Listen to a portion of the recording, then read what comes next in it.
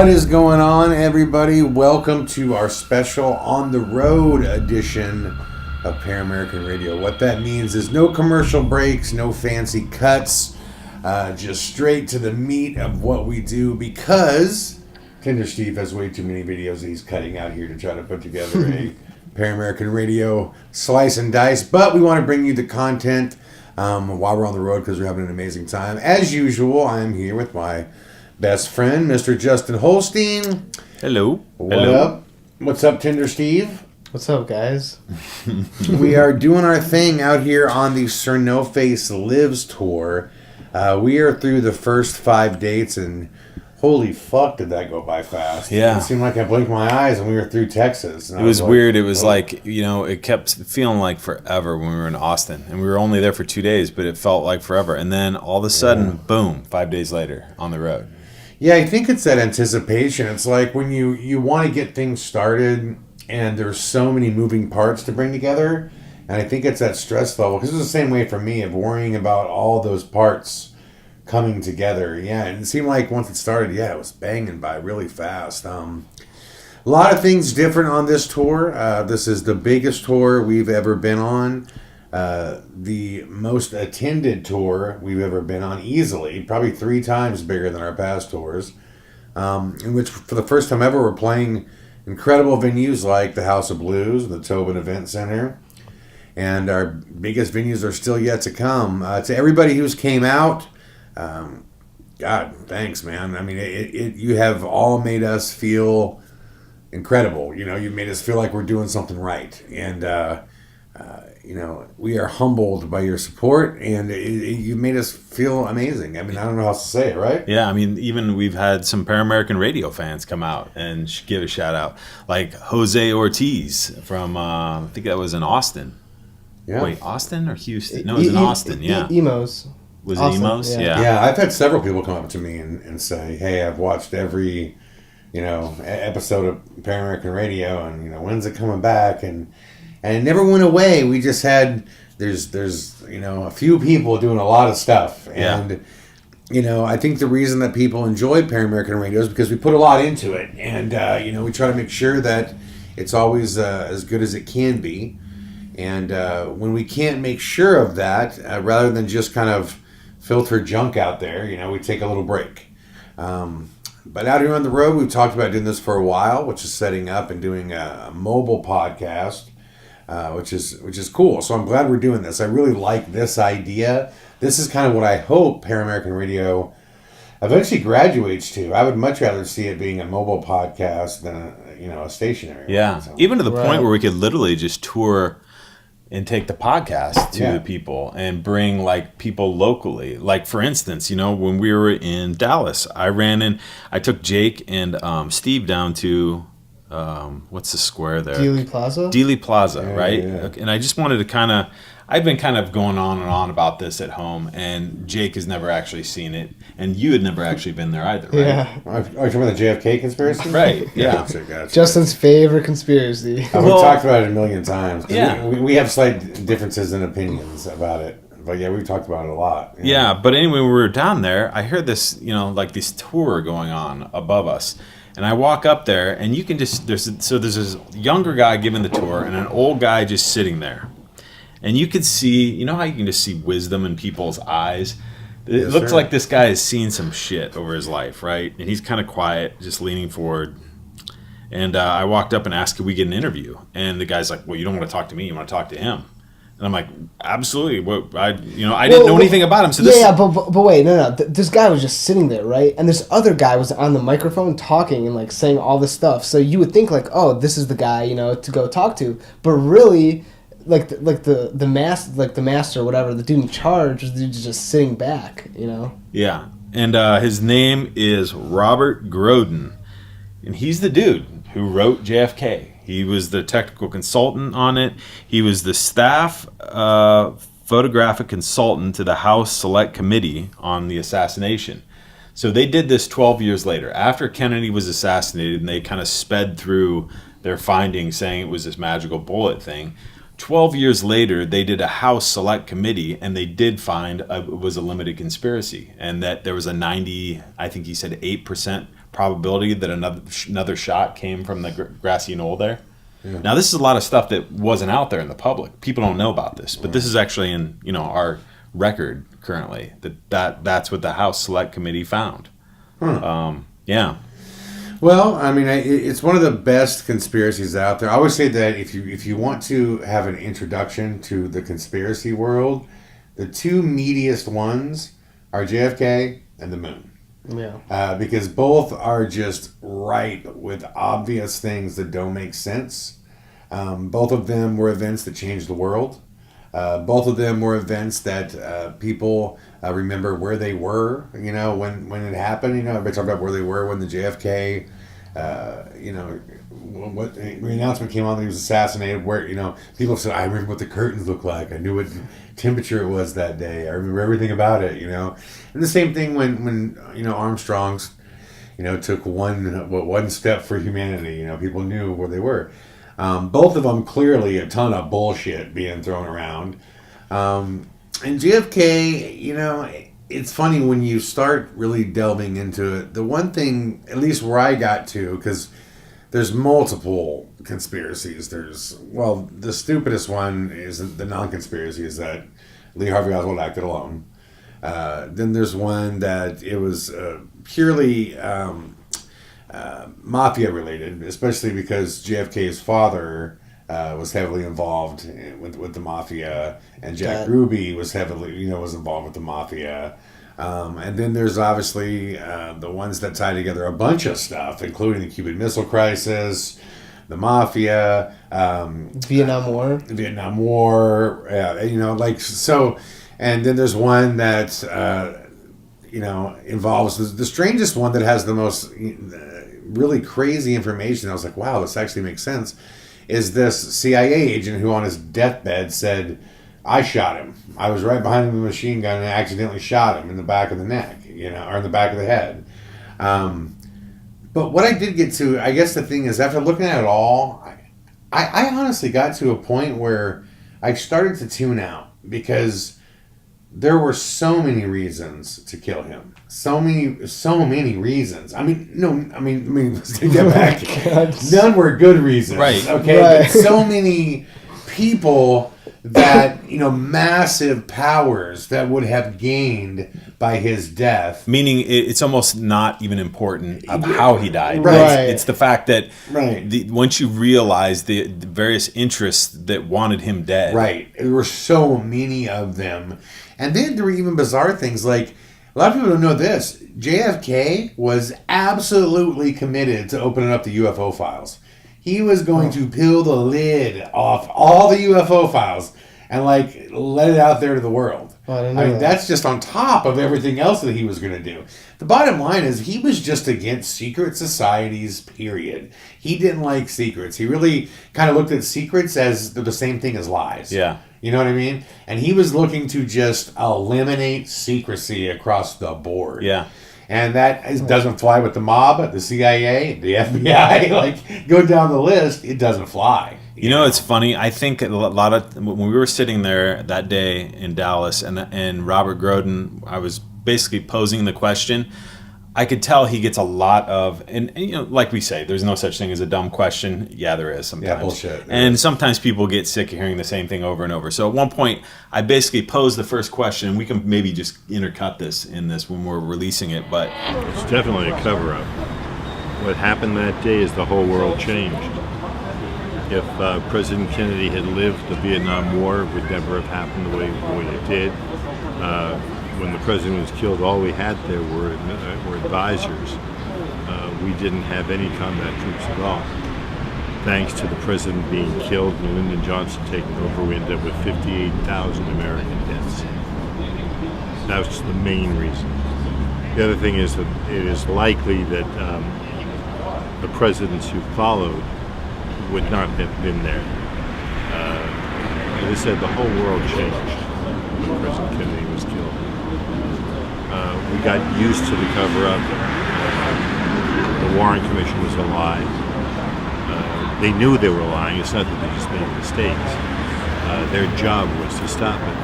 There's no question about it. The fatal shot came from behind that wooden stockade fence right there, 8 feet to the west of the corner of the fence. Okay.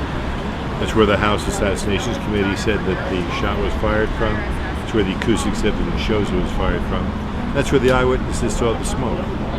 So that's where the fatal shot came from. The bullet entered the right temporal area of the president and blew out the back of his head.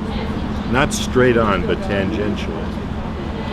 That basically ask him, what do you believe happened that day? Because it's posed that the CIA was basically trying to take control. There were unelected people that thought they were in control, and then when Kennedy got in there, they pushed us into the Bay of Pigs, sent people in without even asking him, and pretty much put him in the position to say, well, now you got to send in troops to back them up, or they're dead. And he said, no, you're the one who killed these troops because you did not come to me. Right. This They has died, to be. they died, right. So they died, and the CIA at that point said, we're in a battle. Because it's not just that. It's everything else in this country, from possibly the UFO files to everything else that they were in control of. And now they have a guy that they're butting heads with who's saying, no, I'm in control.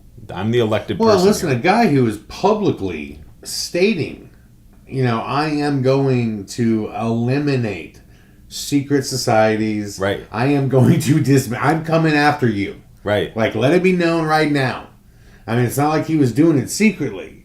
It's above the board. You know what I mean? So, yeah, once you start looking into it, you realize, ooh, you know what I mean? Yeah. Like, this is why, somebody was going to off this dude, And, and the idea that Oswald did it, I mean, this is just ignorant. I mean, if you actually look at where the shots were taken, the rifle that he used, the amount of time that he had to get all those shots off, and the accuracy, like, our top snipers, like, today can't make those shots. An interesting thing, and another thing he brought up, I didn't know, he pulled out the document and showed me the whole document, that the governor of Texas at that time, which coincidentally, why did they try to assassinate in Texas? Well, the governor of Texas was was a CIA operative. He had the document, everything of him enlisting into the CIA. He's the one who he rerouted it to go past the depository building. It originally wasn't going to. Yeah. And he just found this out 3 days ago. So he just got the documents and found everything out 3 days ago. So it's like it's all straight up news. Yeah. Wow, that's crazy. Right? It's just it just keeps stacking up. Well, the one, if you want to know for sure, like, that Oswald didn't act alone, all you have to do is look at Oswald's assassination. I mean, think about this. This is a guy who just shot and killed the president, okay? At that point, arguably, the most important man alive is Lee Harvey Oswald, all right? So when they transport him, let's just walk him through crowds of press, crowds of people, with just a few old men. Old men, by the way, that are taking him where he's going. Jack Ruby, steps out to shoot him, and the waters part like Noah in the Red Sea. You know what I mean? It's just like, here he is. I mean, it was served up on a plate, And Ruby's just like, I was just getting him back. And it makes no sense. If you look at Jack Ruby's past, he was a dirty mob guy as well. Why would he be so enshrined and so emboldened to do the right thing and get revenge on the guy that killed Kennedy? It was stupid. Like, that was clearly a setup to have him taken out. What is odd, though, in the other conspiracy that I watched, and another film I watched about it, is Oswald had a brother. And his brother met with him right before he was assassinated. And his brother basically sat down with him and was like, did you do this? Like, did you do this? Like, what the fuck? And his brother swears to this day that he believes that Oswald did do it. And that's Oswald's his brother? Yes, Oswald's brother, who met with him right before he was assassinated, to this day believes that his brother did act alone. Which is crazy, because all the evidence is against it. I mean, regardless of if he killed him or not, he was up there with a rifle, So. Well, it was never clarified he was up there with a rifle. I don't think he was. He was near the premises, because when he was found, they saw him running down the book depository. Have you seen what is supposed to be the photo of Oswald? The second photo of him, street level, when the shooting occurred. There's a second photo of him when the shooting occurs of Oswald in front of a building, not in the depository. There's a second photo. I'll find this and we'll edit this in. There's a second photo of Oswald. So see, here's the thing. Oswald was there. I mean, he was dirty. You know what I mean? He was involved in all kinds of shit. But he was an operative, so they were placing him involved in all kinds of shit. The thing is, what I whether mean? he's dirty, I guess he was definitely in a secret service organization, whether it be the CIA, whether it be I think there was a clandestine service in the Navy at the time, and I don't know if there still is, but from episode 9 of The Men Who Killed Kennedy, she basically says that Oswald called her the night before all this went down, and they had a love affair, right? His girlfriend? Oh, his wife. No, not his wife. That Russian girl? No. So the whole episode 9 is dedicated to this lady that they brought down to doing cancer research. She was a specialist in cancer research. But it was like his girlfriend, though, right? Yeah. It was an affair. And the way she met Oswald is Oswald would take her samples and experiments, take them over to a university where they need to be bombarded with radiation at this university, I guess, whatever lab. And then he would bring her back the samples. So in doing this, they developed this relationship over the course of months, and then eventually started sleeping together and were pretty much in love.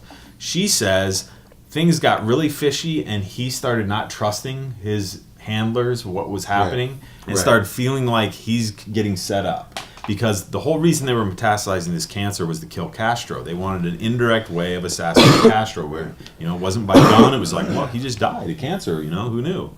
Right. And so he was supposed to go down and deliver this. He went down with it. Nobody showed up, and he realized they're tracing and tracking him to have a backstory if they need it. You know what I mean? To put him in situations where they can go. Well, that's what I'm saying. The reason that there's photos of Oswald like street level right outside the book depository when this all went down, the reason that he's showing up in Russia, the reason that he's showing up in Cuba is because he's an operative and he's being ordered to go places to build this story. And that's what he was figuring out. Well, he said right. And he said to her the night before they're going to try to kill him, and he didn't say Kennedy. And she's like, "What are you talking about?" She almost said it was almost like he was nervous and somewhat rambling. And he said he was going to try to stop it, and he's not sure if he's going to make it out of this.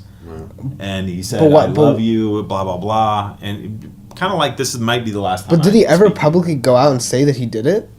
No, he said he absolutely didn't do it. He did not do it. He said, he literally said, I'm a patsy. Yeah. Yeah, I'm a patsy. He came out and said, I'm a patsy. I've been set up. That's why it was so bizarre that his brother went on to be society just shit on his brother because he was an Oswald. He couldn't get work forever. He lost everything, like all this stuff. And that's why it's weird as of today, even his brother thinks that he acted alone. And his brother met with them before he was shot. Now, does that mean he's being told to say that, or he's got to say that, or who knows at this point? It's so old now, you know what I mean? The whole, but the thing is, it doesn't matter to me what they say, what his brother says. The facts matter to me. You ain't making that shot. You didn't pull that trigger. It matters to me how he was clearly hit from different places. What matters to me is what the witnesses saw. Everyone heard and saw. Shots fired and smoke from the grassy knoll. If you do the trajectory of the bullets, the magic bullet's bullshit. That's an absolute impossibility that this bullet could have done that. So to me, it's like, I don't even care what Oswald said. You didn't do it, dude. Like, I know you didn't do it. You're right. You couldn't have done it. To me, it's the facts. The same thing when I look at the moon conspiracy. There are things that are just factual that are impossible. You know what I mean? So it doesn't matter, you know? Yeah. So, but that's... the JFK one is just such a good one to dig into because it shows you how thick the web is. Right. You know what I mean? Like when any kind of major thing happens of any consequence, it's never as simple as people always like when they say things like, well, Bin Laden took down the buildings because we wanted oil. Nothing is like, it's so, the reason I stopped, I did Truther, right? And that was, the first half of that film, for those that don't know out there, I have a documentary called Truther, which delves into 9/11. The first half of that film is the favorite first half of a movie I've ever made. And then the second half of it, even to my own second half of it, I'm frustrated with it. There's things I would do now to change, and I would add different things, and that's based on the research that I've done since making the film. Right. And what I've realized is I need to stop because it's never fucking ending. Well, okay, when there's the connections and this and that and this, it goes on forever. Here's what I hate about all these conspiracies is you can pull out certain facts and you can start putting together a case of what would have happened. Now, that doesn't necessarily mean that it's exactly what happened, but it would be a logical course of action that you would take possibly as an intelligent human being or anybody else, right? What I hate is when people start throwing out like, well, Kennedy, he was assassinated by aliens, dude, is what happened.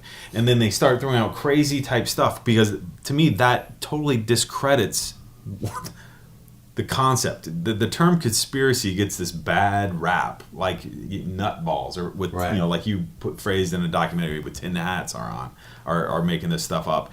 And there is a logical course when you start looking into it of why these decisions would have been made, and if you follow it intelligently, it doesn't look like the negative form of a conspiracy at all. It just looks like logically this is what happened. These why well, you made as I said in enemies. Truther, like if wanting the truth to be out there, it means you get labeled truther. Like that has some bad connotation to it. Shouldn't everybody be a truther? Yeah. You know what I mean? Yeah. Shouldn't everybody say, I want to know the fucking truth? You know? Yeah. I mean, it's just weird how that happens. But I think, on this tour, we've had interesting stuff. I've had multiple people come up to me and say, Craig wasn't able to be on this tour. And it was work-related. Yeah. And I've had multiple people come up and go, do you think that the government threatened Craig about coming on this tour and he's just trying to protect you so he doesn't come out with his friend?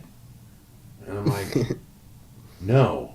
Whoa, you thought that.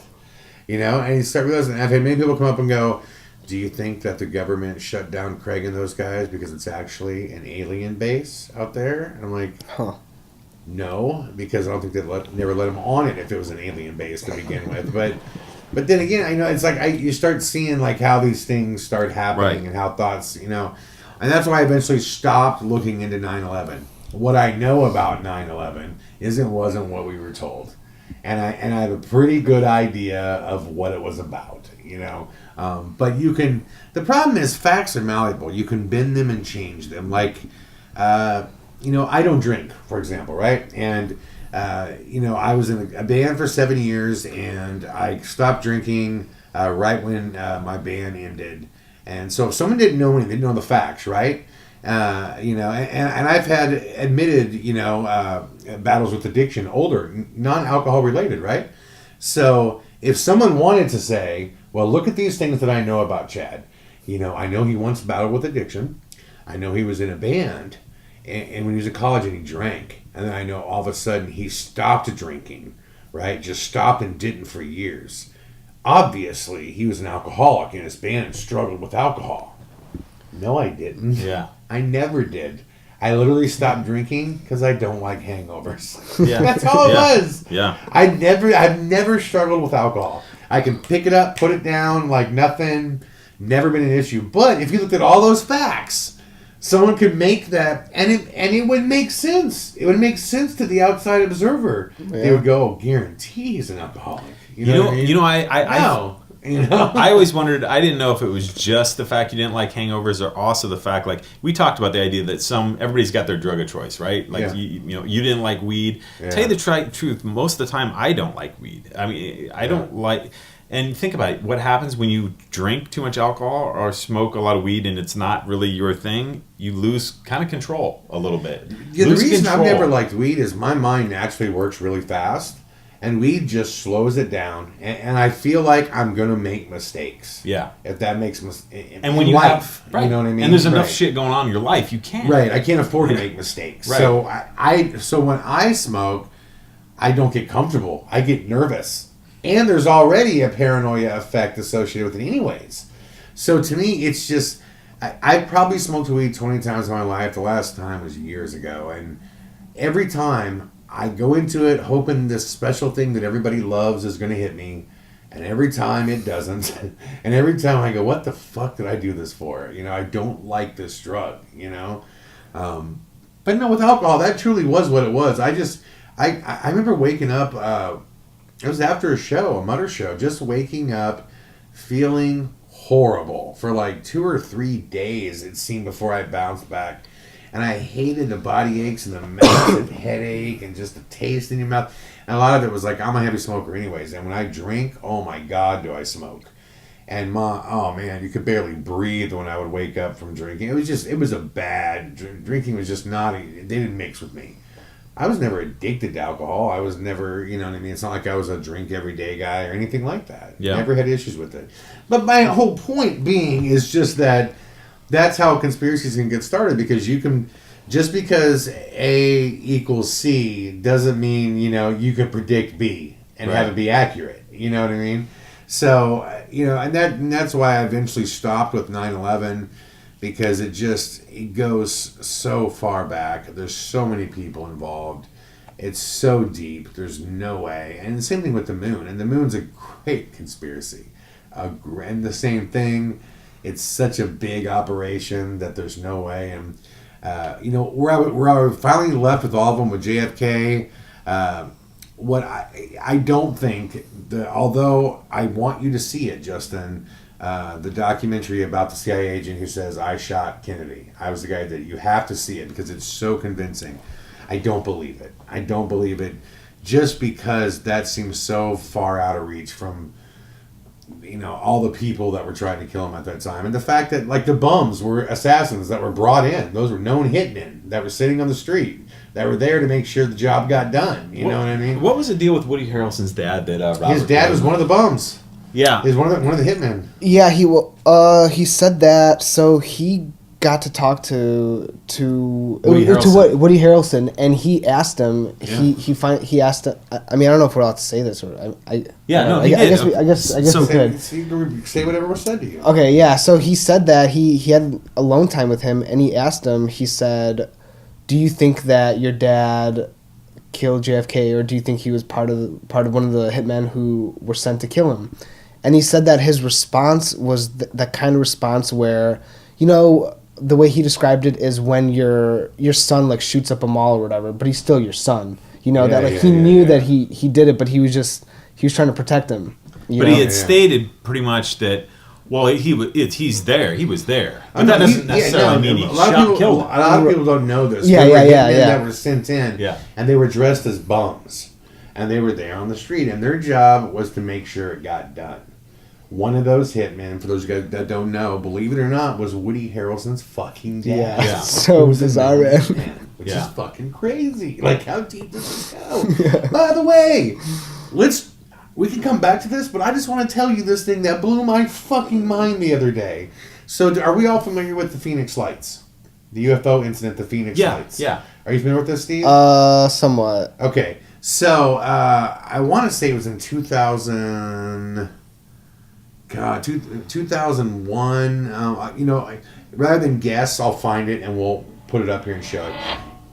A number of lights in a triangle shape appeared over Phoenix, okay? Miles outside of the city, cruised over it, blacked out the sky. Thousands of witnesses saw this thing. A senator went on and talked about it. Yeah, well, Fife Symington, the mayor of the city, waited like 3 days, then came out and made this joke, like, we found the guy who did it, and they brought a dude out dressed like an alien, and it pissed the fuck off of everybody in the city. Just pissed them off, okay? So the day Fife Symington leaves office, he calls a press conference. The day he leaves office, and he says, it was real. It came from the top. I was ordered to make fun of it. I was ordered to set this fake press conference up. I saw it myself. I knew it was real. The military was on standby. They were freaking the fuck out. They didn't know what it was. He came out on us. The footage of it is mind-blowing.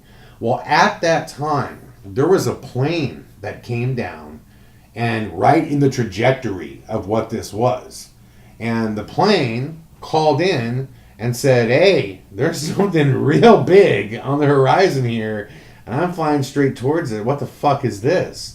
In which the flight tower said to this plane, Don't know. Trying to figure it out. You should not land. You should not keep flying towards it. You should go up and circle around until it passes. And it said, okay, roger that. And it went up and circled around. And they said they sat there observing this thing from above as they circled around before they eventually came back after it left the city and they were given clearance to land. Okay? Now, this plane was talked about in the documentary about the Phoenix Lights because everybody saw this plane was coming towards it. Everyone saw it. Okay? You want to know who was flying the plane at that time? Kurt Russell. The actor Kurt Russell. Wait, it was him in the plane. He's a pilot. I knew that, yeah. Yeah, he's a pilot. And he was with, I believe, his son or something. And he said that he didn't know that he was included in this documentary until he ended up watching the documentary. And he's watching it and he's going, that's us. That's me. I remember all this. Yeah. You know, so he ended up calling the filmmakers and he came out publicly about it. And he said, no, yes, I was flying right at this thing. And it was big. And I radioed in to say, what is it? And they said, we don't know. You need to take your plane up and circle and figure that, you know what I mean? Yeah, crazy. Kurt Russell, of all people, was flying into, insane, you know? Wow. Insane. But that's another really good conspiracy, too, the Phoenix Lights. Kind of like, I don't know if you guys heard was it the Swedish king or I think the Danish king? He's been like secretly flying for KLM Airlines for like 20 years. I did hear something about yeah. that. So what? Kurt Russell's also like a secret pilot that just. No, like, he's not secret. He's public about it. No, yeah, it wasn't a commercial airline. It was his own private plane. Oh. Yeah, it was his own private plane. Okay, and he was just cruising, flying. You know what I mean? Kind of like Travolta.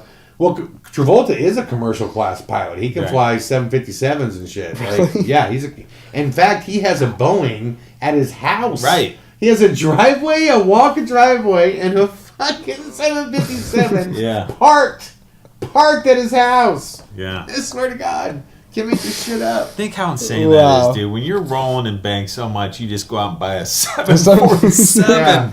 Yeah. And the funniest part is you park it at your house. Yeah. Don't leave it in a fucking, you know what I mean? Like, don't leave it at the fucking airport, right? Don't leave it on the tarmac. No. I want to drive it up to my house so I can walk out of there and go into my home. Yeah. You know, it's parked at his house. Fucking house. How big is his house, man? Massive. Well, this is a special conspiracy episode. He has this ungodly yacht. I mean, it's as big as fucking 4 city blocks. And the reason I know this is because when I lived right on Tahiti Way in Marina Del Rey, and I was on Channel B, and Channel A is where all the massive yachts are. And at least every year, at least once a year, we would see his party for Scientology. And it would be just nothing but boys, young boys, and they all wear blue shirts and black ties. And there'd be hundreds of them out on the boat. And no one knows what they do, but supposedly they go out to sea for 3 days. And then they come back. Okay. And I ended up talking to his... I forget what I was walking Capone. And I ended up walking by there one day, and I ended up talking, because he was cleaning the front side, the thing on the front side of the boat. And I ended up talking to the captain, and it turns out, this is crazy. Year-round, he lives on the boat, him and a crew of 7. And their job is just yearly maintenance. The captain does. Travolta, yeah. Travolta lives on the boat. No, the captain. Oh. And the captain and his crew of 7, year-round, they live on the boat. He didn't tell me exactly what kind of dollar amount he made, but I was like, come on, man, you're going to get paid pretty good to be living on a boat for a year. And he's like, well, I'm okay. And I'm like 6 figures? mid six figures? 7 figures? And as I was getting closer to 7, you know, like you can just see a person's demeanor change. He just kind of looked at me and he's like cleaning shit. And he never told me, but if I could guess, it was close to 7 figures. Jeez. But that was his job. And I said to him, I go, well, how often does he take this thing out? Because this thing's as big as like I said, several city blocks. It's fucking huge, you know? And he goes, oh, he'll get it out, quite a bit. I mean, this year was a lot. I mean, total, I'd say at least 5 times. I'm like, 5 times? That's it?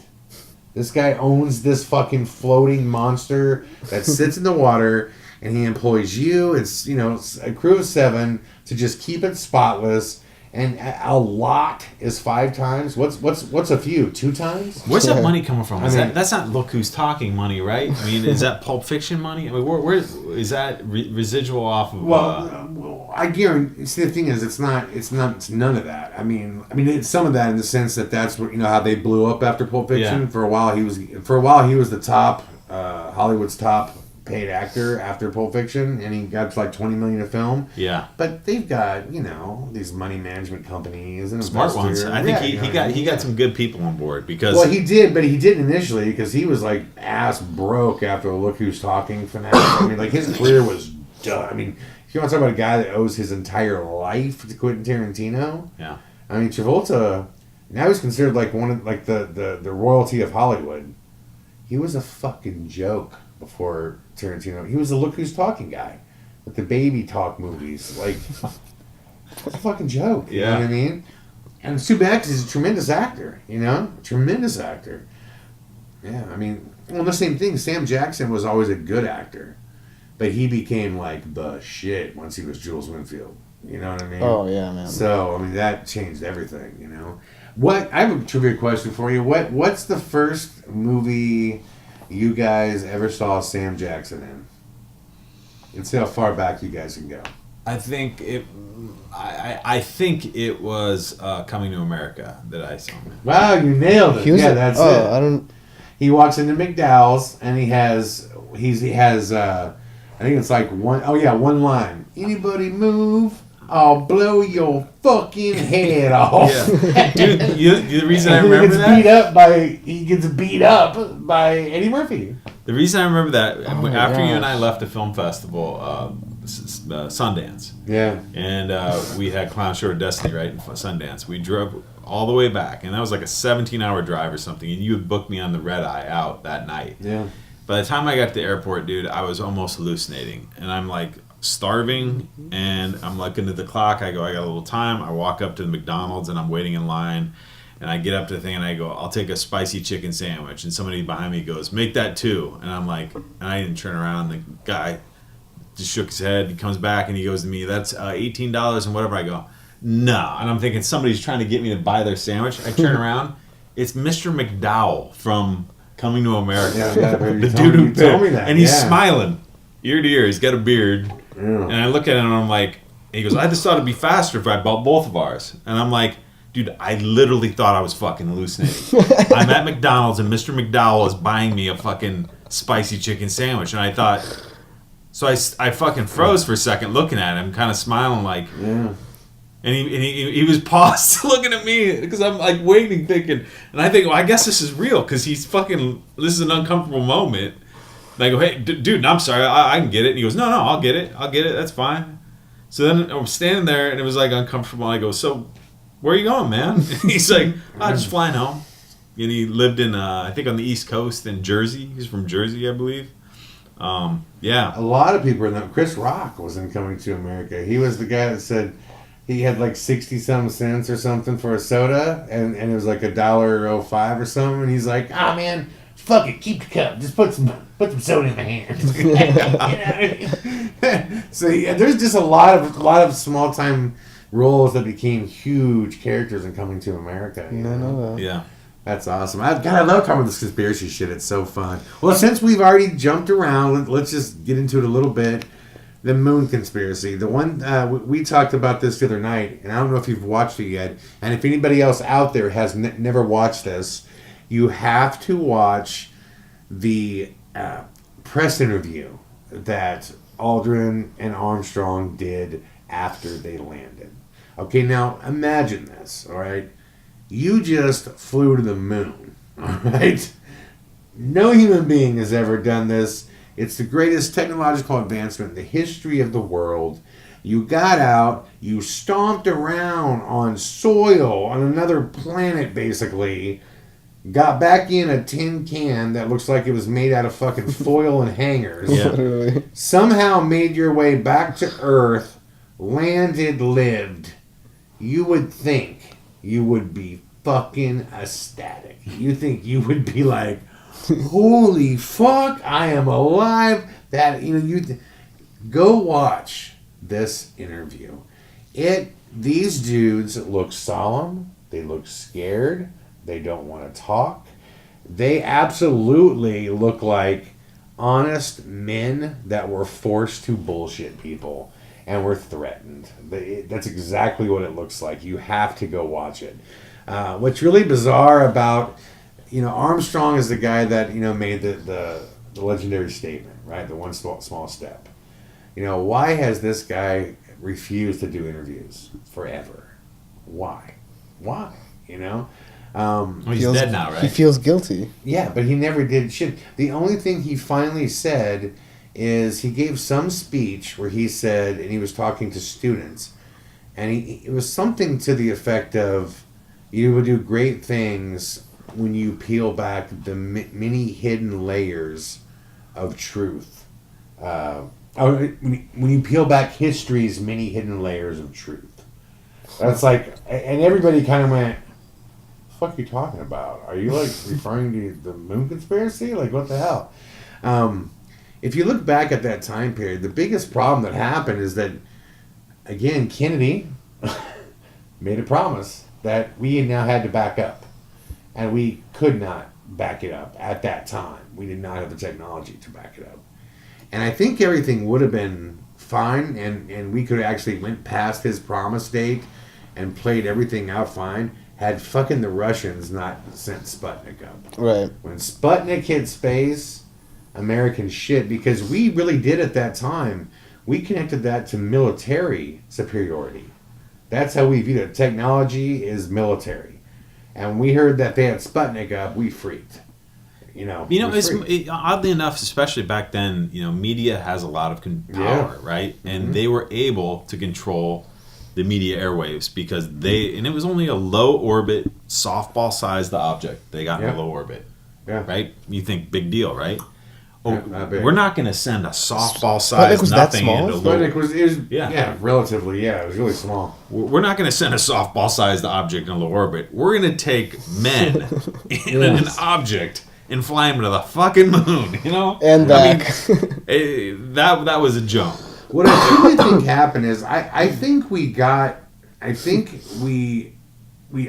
don't think Aldrin and Armstrong landed on the moon when they said they did. I don't think there's any possibility that they could have at that time. I think we eventually landed. And what I think is, from what I've read and everything I've heard, is one of the major issues with the Van Allen radiation belts, not only just human beings flying through them, but you can't get film through them. And everybody basically points to that and says that's why, like, no matter what, that's why we filmed even if they cover them in lead. Yeah, supposedly they could not get that film back without it being damaged.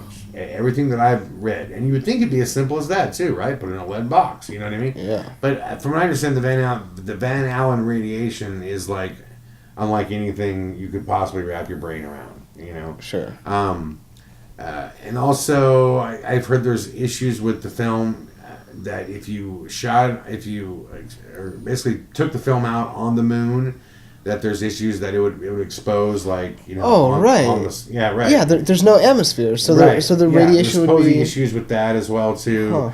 All kinds of stuff. So what everything I read basically said was we were going to have to fake a filming no matter what, whether we did or didn't land. You know what I mean? Because the way America viewed it is us saying we're going to the moon. That's a visual thing, right? You either show the footage or you didn't go.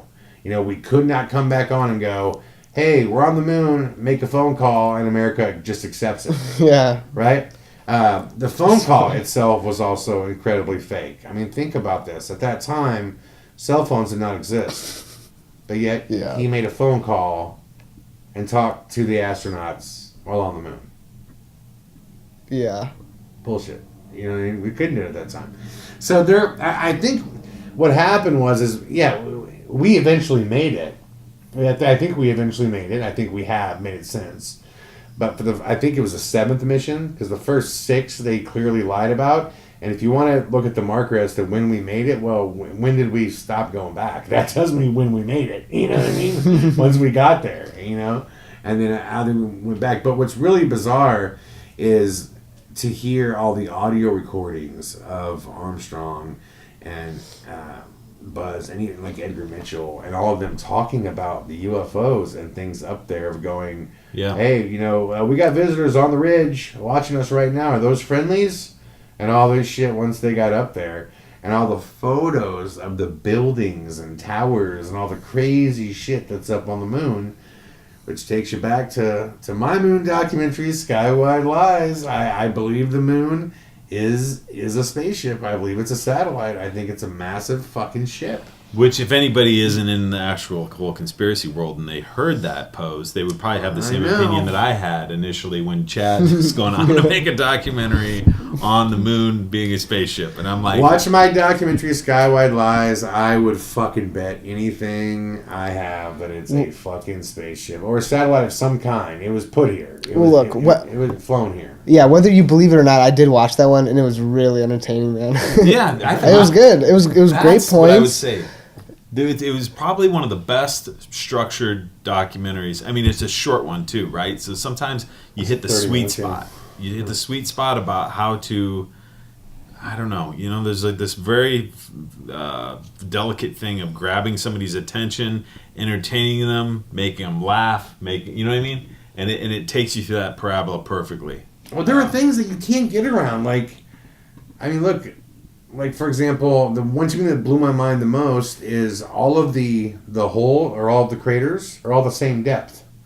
No matter how big, you know, the meteor that hit it was, they're all the same depth. Well, that would indicate that there's a shell below it. The fact that there was copper.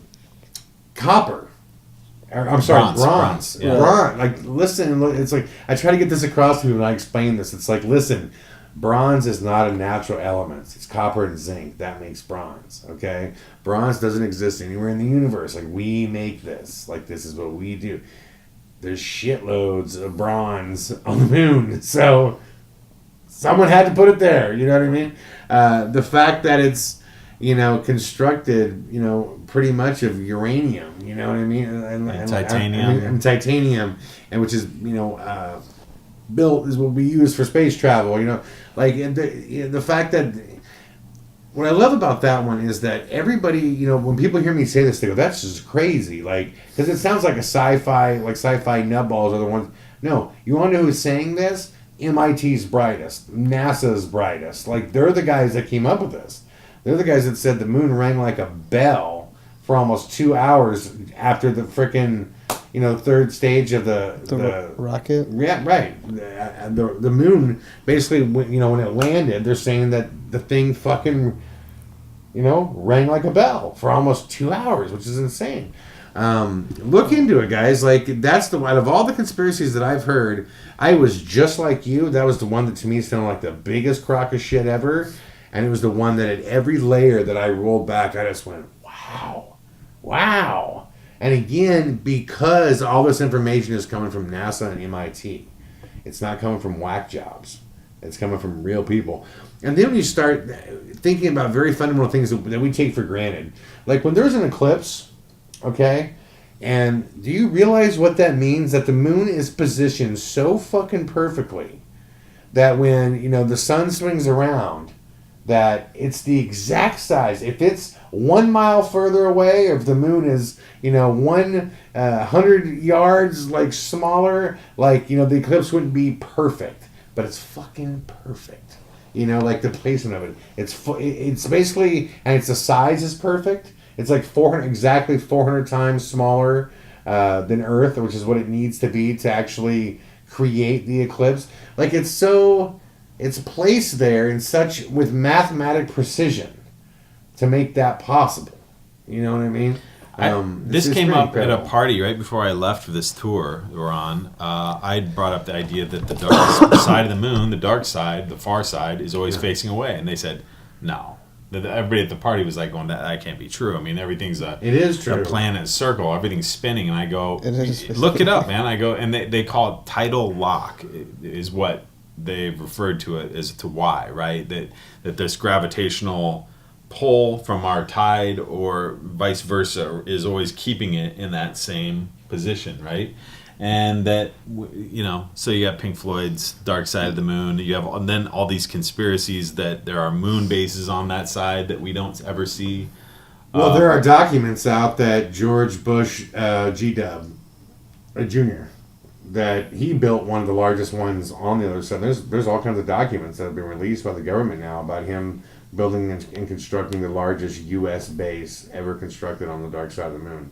And there's ex-government officials that have come out and said, yes, I know it was built. I did the schematics. I looked at the planning. We shot many different satellites to actually map the dark side of the moon and how they did it. Like, yeah, there's all kinds of stuff out there saying that, yeah. I think I want to, I could be wrong about this, but I think the station is actually called, like, George W. Bush International Space Station. Like, he named it after himself. Huh. And shit, yeah, supposedly, which wouldn't surprise me. Yeah, J-Dub Airport in Houston, you know what I mean? Right. Yeah. The Bushes have always done that, but... do I believe that? I'd have to see a lot more. I mean, I do believe there's buildings on the moon, obviously, and I do think it makes total sense that there's bases up there. I don't think that... I think the reason that it's like, we're going to go to the moon, right? We're going. We made it, and they go, but then we just never went back? Of course we went back. You just don't know about it because important shit's now going on. Once you get there, that's a technological advancement. Now, that's when, black ops start. You know what I mean? Now you don't know about anything that's going on. It becomes apparent. It's the same reason why American military becomes important as far as the World Council, when we meet and we talk about what we're going to do. Right. Everybody generally has to look to America because we're the only people that can actually enforce that, because we're the only ones who have, bases and, ships and whatever all around the world. And the first country to have U.S. Space Corps, too, by the way. Just US this year. Space Corps? Yeah, the House voted for us to split the Air Force into, we're gonna have space soldiers. yeah. The House it passed. It passed. Yeah, we're gonna have a military group that is dedicated to space. So now you don't. Basically, Air Force for the space. Wow. Right. So you can enlist in that rather than be in the Air Force, the Marines. Yeah, Space Corps. Yeah. Wow. That's tight. Yeah. I'll get you the videos on it. It's pretty crazy.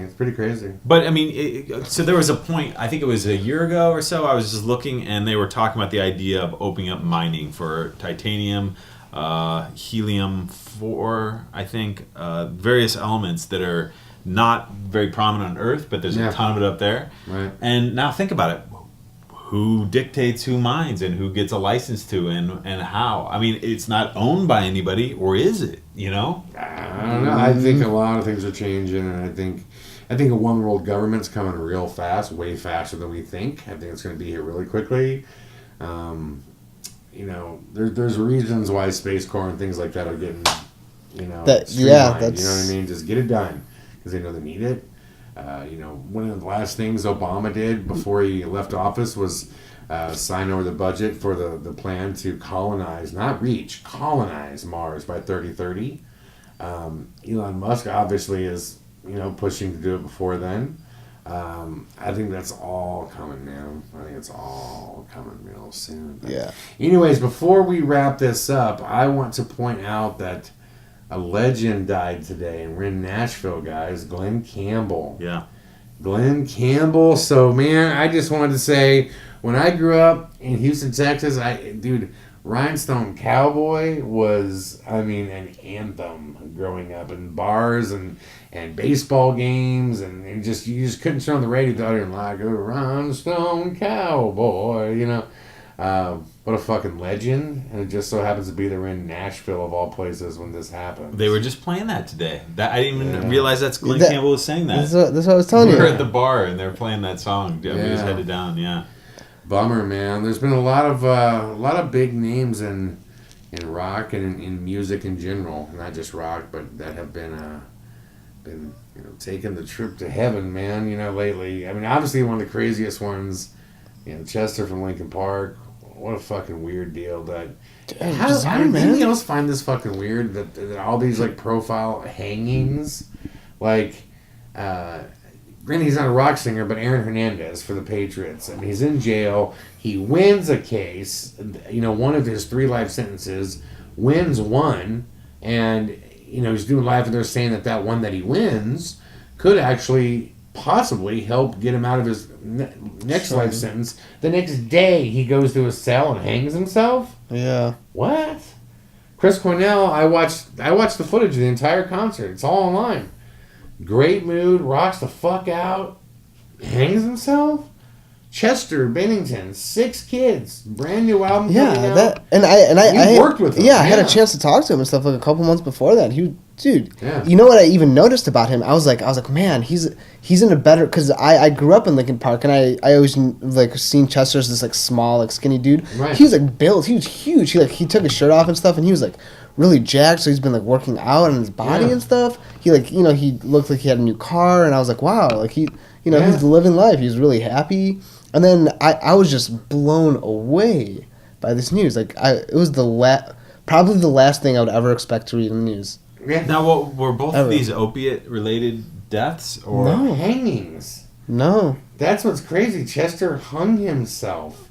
And Chris Cornell, I don't believe it was a hanging because his wife doesn't believe it, and the way it was described and the way they found him, it wasn't a true hanging.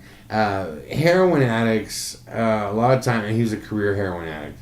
And I'm doing what I did earlier. I'm saying A to B, and I'm Right. but I mean, preface this by saying could be totally wrong. But a lot of heroin addicts, the scar tissue on their arms is gone, then their feet's gone. The next spot is your neck. Right. All right, that's where the tissue on the neck. And when they do that, they'll wrap they'll wrap like a rubber thing around their neck to get the just not for long, but to get it to pop. And a lot of times when you shoot it intravenously, you can knot out. And if you knot out and that's on your neck, you're gonna fucking choke to death. Yeah. Well, how they found him was with rubber cable, those workout things you like this, They found him with that wrapped around his neck, and they found him just dead in the bathroom. And his wife said, no fucking way that, was this a suicide? That she didn't think at all that it was. But the coroner supposedly said that he did not have opiates in his system that night. He had some other prescription drugs that were pretty heavy stuff, but nothing like that was an opiate derivative. So it's ruled a suicide hanging. And his best friend was Chester. Chester sang at his funeral. He killed himself on his birthday. Yeah. And yes, Chester sang at Chris Cornell's funeral, and then on Chris Cornell's birthday, they find Chester hung in his home. And again, he has 6 children, too. Yeah, that's... It's just very strange. Not that I'm not throwing Glenn Campbell in that all, because that's clearly not... There's no connection whatsoever. I just brought up Glenn Campbell because he's a legend, and he deserves the fucking... props for what he's done, in his lifetime in the musical field. But it just made me bring up, Chester's thing because it's just so fucking weird. It's just a lot of Robin Williams was a hanging. You know what I mean? Yeah. It's like, why are these dudes hanging themselves? Right. What a fucking shitty way to go. Right. Yeah. Fuck, man. I mean, I'll tell you right now, if I was going to kill myself, fucking heroin. Shoot up. You'll just go to sleep. You'll feel like $1 million fucking dollars. Wrap up in your blankie and you'll just slowly stop breathing. You're done. Right. You know what I mean? Yeah. Why would you be That's a like, good I'm point. gonna fucking hanging? That's so scary. Yeah. It's more so how you're found. You know what I mean? How you're found. Dude, to me, it's like the only thing worse than hanging would be like what? Setting yourself on fire? Drowning. Making yourself drown? Right. I Yeah. mean, like these are terrible ways to go. And yeah, to someone find you hanging and shit, and you have, like I said, he has kids. Like, what? No one will ever know, because how could you ever know? But what a fucking crazy way to go. It makes no sense. It makes no sense. Yeah. At all, And maybe if we knew the personal ins and outs of his life, it would make sense. But again, we don't. So, but it's a reminder that life is fucking awesome, and we're living it right now, Yeah. guys. We're out on the road In Nashville. in Nashville, Tennessee, on the Sir No Face Lives tour, doing it bigger than we've ever done it before. And it feels really good. We got a lot of support and a lot of people working to make this machine grow. And I can't thank those people enough. To the fans, to all of you, to everybody watching and listening. It has been amazing to hear, how many of you are enjoying Paramerican Radio, because we sincerely love doing it. And we have really big plans for what we want it to be. And we'll kind of unveil those to you as we lay it out in the future as well, too. People have asked, how can I support the show? How can I get involved by just watching it? We've discussed different ways. And, initially we were hoping the AdSense thing would work. And then, now we're kind of looking into Patreon and things like that, because we have goals with this. We do want to take it places. We want to go bigger and better with it. So once we kind of figure out that path, we'll let all of you know. But in the meantime, just keep listening, right? Yeah, and if you hear, if you're a fan, we have what, 22 days? Yeah, 22 dates. 23 left. Yeah. Yeah, come up and say hi, because something is special about. To me, anyway, it's special just because we're able to be more honest, because we don't have an audience in front of us. We don't have we can just talk to each other in a room, and I don't know. It feels to me like you can just say exactly what's on your mind at any moment. I don't think it's more honest, because I don't lie in front of a crowd. Well, I don't mean. But what I mean, yeah. But I know what you. I think what it is, it's more informal. You know what I mean? Right. It's just, this is. The conversations you have or we have on here are literally the same conversations we have when we're not on here. You know what I mean? It's kind of like when you're in front of a crowd, there's a little bit of an entertainment and showmanship you have to put on. Formal, because people don't want to hear you, like if they were to just shoot you in the back of the bus, people would not be entertained. You'd be going, turn on a DVD, whatever, right? But this is a moment where we can just talk and communicate openly and freely and not have anything. Yeah, these are real conversations that we have on the bus when we're talking, or away from the cameras too. Yeah, you know what I mean. So I think that's what's special about it, is these are really things that we talk about and we enjoy talking about. So, and Tinder Steve's just special. I had a couple people come up to me and say, "Hey, what's up, Tinder Steve?" Which he loves. Look at him.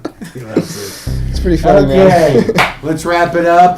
We're going to do a couple more of these. At least one more, maybe two more while we're out here on the road. For Justin, for Steve, say goodbye, fellas. We'll see you. Paka.